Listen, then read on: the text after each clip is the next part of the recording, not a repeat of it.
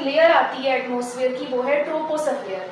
ठीक है, तो हमारे पास जो ट्रोपोस्फेयर है वो सी लेवल से, अब हमारे पास जो हमने डिस्टेंस मेजर करना है ना वो एटमॉस्फेयर की लेयर्स का सी लेवल से मेजर करना है।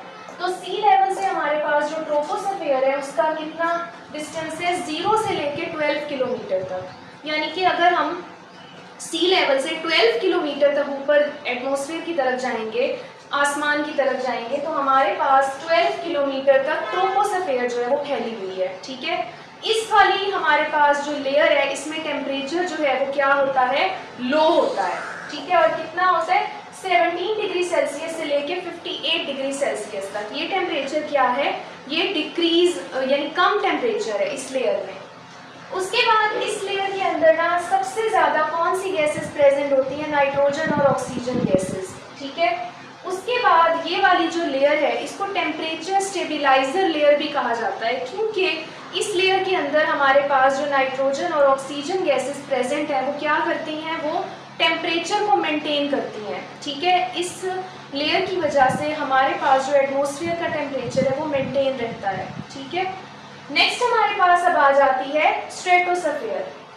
स्ट्रेटोस्फेयर बेसिकली कौन सी लेयर है, सेकंड लेयर है जो ट्रोपोस्फेयर से ऊपर है।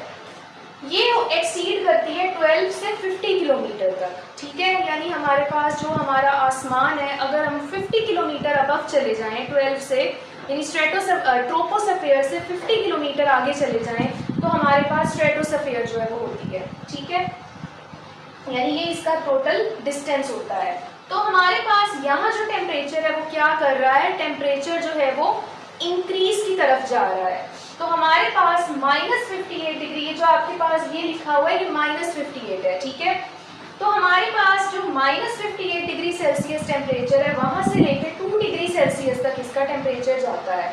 और स्ट्रेटोस्फेयर में टेम्परेचर इंक्रीज करता है। क्यों इंक्रीज करता है, क्योंकि हमारे पास जो स्ट्रेटोस्फेयर है उसमें ओजोन लेयर प्रेजेंट है।